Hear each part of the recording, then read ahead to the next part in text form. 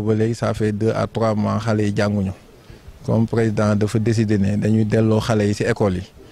waaw kon nag comme feebar la dafa am feebar bu fi am yàlla ko yàlla teggi dafay wàlle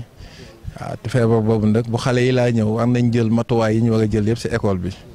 pour que xale yi mën a ñëw ci conditions yu baax fekk fi conditions yu baax bu ñu delloo seen kër tamit mën a ñibbiwaat conditions yu baax looloo tax tey ñu daje fi ak proviseur bi ak jàngalekat yi ak élèves yi ak parents yi pour remettre benn don. waaw ubbite bi li ma ciy lancé rek mooy xam nga xale yi waroon jàng 3 mois jànguñu seen lu njàng am na sooxe donte la ñu ngi doon jàng ci net bi ñu ngi doon joxe ay leçons ci télévision beeg yooyu yëpp waaye njàng moom élève la ak contact ak ki koy jàngal parce que ki lay jàngal ci télé bi waaw mën na la jox leçon mais boo bëggee laaj question doo ko mën laaj inconvénient boobu moo am mais ñu ngi sant yàlla comme ñu ngi reprendre defe naa dañuy renforcer defe naa ñiy def examen la ñu jëkk o pour mën leen renforcer ñu jàng renforcer leen pour ñu préparer examen yi bu de fur et à mesure xale yi di ñëw ba cycle bi mën a mat kon nag ñun ñu ngi taxaw defe naa à partir de tey suba gannaaw suba chaque jour dañ suñu présidence day am ci école bi ànd ak proviseur bi ak l'intendant ak censeur ak jàngalekat yi pour mën a surveiller xale yi mën a xool conditions yi ñuy nekkee bu ñu wàccee tamit dinañ jël disposition yoo xam ne dinañ leen mën accompagner ku si ne wala ñu oo sa parent nga ñëw jël si la comme ça doo mën a jàdd fen pour mën a dellu sa kër. il faut ñu jël matuwaay bi moom booy départ sa kër nga war a jël war nga raxasu jël savon takk sa masque surtout dox booy dox tamit nga am fayda xam ne da ngay jàngi te dëkk bi dafa am feebar boo xam ne day wàlle boo jógee sa kër daal nga am fayday jubal fa ngay jàng bañ a jàdd fen bañ a taxaw di kàmbisu boo ñëwee ci école bi tamit di nga fi fekk ñu la recevoir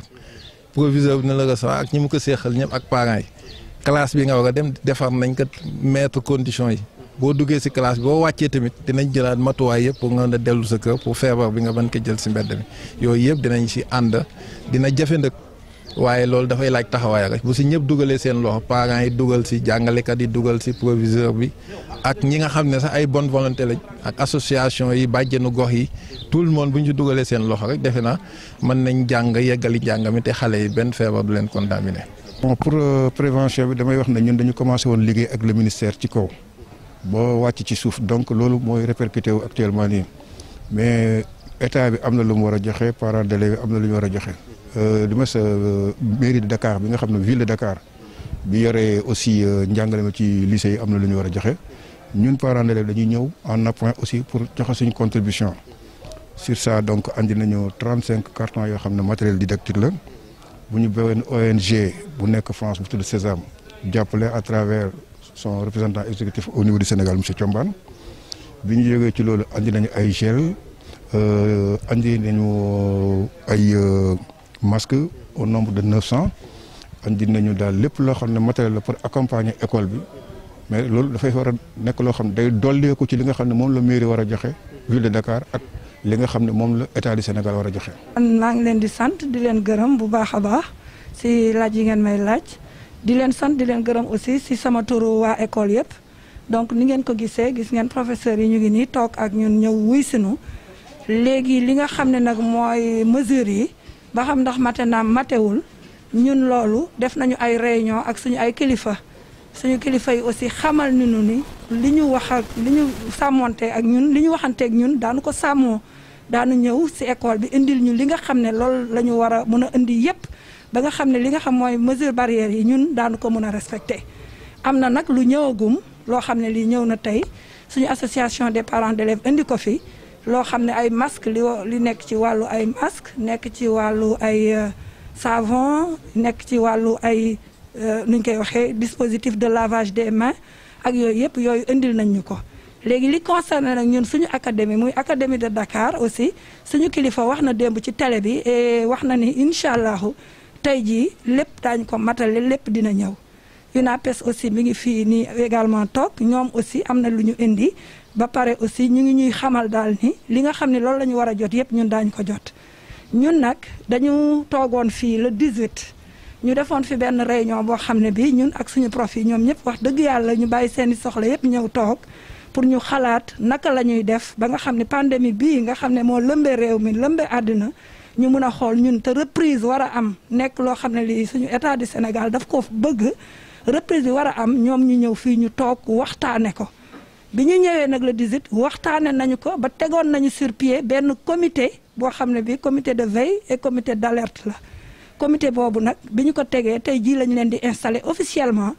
ñu dugal leen seeni mission dañ leen ko jox tout à l'heure ñoom tamit bu ko defee ñoom tamit ñu xam lan la ñu mën a def. loolu la léegi man xam nga comme ni ma la wax nii xam nga 377 élèves la ñu am 144 yi ñoo nekk en classe de terminale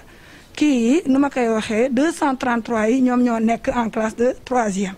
léegi nag ñooñu amee nañu ñëpp seen numéro téléphone léegi li ñu bëggoon mooy woo leen ñoom tamit ñu daje boo leen seetloo ñun ci lycée bi dajewuñu ci biir classe yi. ndax loolu yëpp pour respecter distanciation te dañu fas yéene même parents yi bu ñu ñëwee aussi ñu respecter distance bi am micro aussi waxtaan ak ñoom gën leen a ñaax ñoom tamit pour vraiment ñu jàppale ñu. parce que lii moom comme ni ma la wax rek xam nga ministre bi aussi dégg nga ko xam nga daf ne ku feebar ñi feebar kenn waxu leen ñu ñëw loolu doon loo xam ni lu poser problème chef d'établissement yi man tey jii am naa sama professeur yu ñëw yoo xam ni wéruñu man amee na xam naa ni ñoom wéruñu mais dañu ànd ak seen jom ak seen engagement ñëw. man mii di la wax yaakaar naa ñun ñëpp Sénégal kenn wérul parce que dañuy topp daw bi rek di dem ak di ñëw mais jom rek moo fi nekk te ñoom am nañu jom ji vraiment ba nga xam bii ñëw nañu donc man daal li ma bëgg mooy parents yi tamit bëgg naa ñu rencontrer leen bu fekkoon ne mën nañu def une rencontre le lundi de Pentecôte bon bëgguma parce que sama collègue catholique yaa ngi fi ay fête la yoo xam dañ leen war a respecter ñoom i tamit parce que ñoom it ñu ngi def lu am solo fii ci kii bi mais bii yoon dañu coincé daal lundi Pentecôte bi moo xaw a yàq suñuy programme si bien que bëgg naa daal jour boobu bu ñu mënoon a daje fii ñun ak parents yi bu ko defee ñoom tamit parce que comité bi tey suñu programme tey mooy installé leen officiellement. sant yàlla rek parce que kilifa gu ne waajur gu ne moom fu sa doom di jànge waa nga fa am taxawaay ñun en tant que président parent d'élève ak sama naataangoo parents yi ma ko àndal xam ngeen dëkk bi moom dafa am lu fi dugg muy feebar bi nga xam ne dafa war àdduna. ñu war arrêté woon njàngu xale yi war leen delloo ci école yi ci ndigalu président de la république waaw ñun parents yi nag ñu ne loolu maire Dakar dina ci jàpp maire Yoff dina jàpp état bi na jàpp ñun en tant que parent te ku jur yërëm waaw ñu ne nag nañu seet lu ñu def yóbbu ko ci école bi waaw moo taxoon tey ñu dajale li ñu am xas neew barewul woon sax waaye dafa am ñu baax ñu jàppale waaw mooy premier adjoint au maire Abdou Nar moom suñu xarit la. lépp lu ñuy def ci lycée bi doonte le sax lycée bi du compétence su commune Yoff compétence su ville la lépp lu ñu fay def rek buñ ko waxee def ci dugal loxoom vraiment moo woon nañu ce matin jox ñu lu matériel bu bari ne nañ ko yóbbu ci école bi pour mën a saytu affaire xale yi comme ni ma ko defee ci école primaire yi parce que dafa wax ne foofu xale yi fay jàng ñëpp ay doomam lañ ñi ay jarbaatam lañ. gërëmaale honorable député Ndeye Marème Gueye moom it dugal na ci loxoom biñ ko waxee rek la yónnee ay aw ay yëpp jox ñu waaw remercier Seydina Issa Sambalaay moom it vraiment dina yónnee na ndimbalam xam naa dafa ne ci yoon di ñëw nii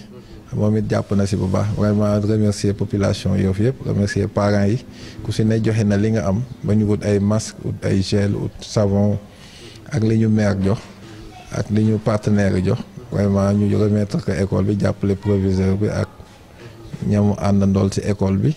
pour xale yi mën a dugg ci condition yu baax. mais c'est normal parce que combat bi benn nit du ko def instance yëpp ñoo war a ànd def ko moo xam coutume la moo xam maire yi la moo xam parents yi la moo xam jeunes yi la moo xam association yi moo xam bàjjenu gox yi ak ñi yëngatu ci wàllu santé ñëpp ñoo war a ànd parce que feebar la boo xam ne dafay wàlle te comme dafay wàlle ku nekk ndag war na ci wane taxawaayam ak accompagner ñi nga xam ne ñooy saytu loolu pour feebar bi bañ a wasaaroo ci biir Yoff ak Ndakaaru ak Sénégal. waaw mais depuis loolu ñu ci def ay sensibilisation di wax njaboot yi di dimbali njaboot yi parce que grand sëriñ yónnee woon nañu don de savon ay gel ay eau de javel joxoon ñu don bu yaatu vraiment ne nañ ko jox njaboot yi vraiment ñu jëloon ko jox ko njaboot yu bari pour ñu jël seen matuwaay pour feebar bi bañ a leen laal bañ a laal seen njaboot bañ a laal it képp ku leen jege waaw moo tax ñun tamit vraiment taxawaay yooyu yëpp def nañ ko fi waaw accompagner njaboot yi parce que loolu mooy sunu rôle parce que comme da nga takk ndombu tànk tey lébu gi bu fekkee dañ la jox cër jox la seen ndombu tànk lépp luy taxawaay wala accompagner population yi loolu da nga ci war a taxaw ni nga ci war a taxawee.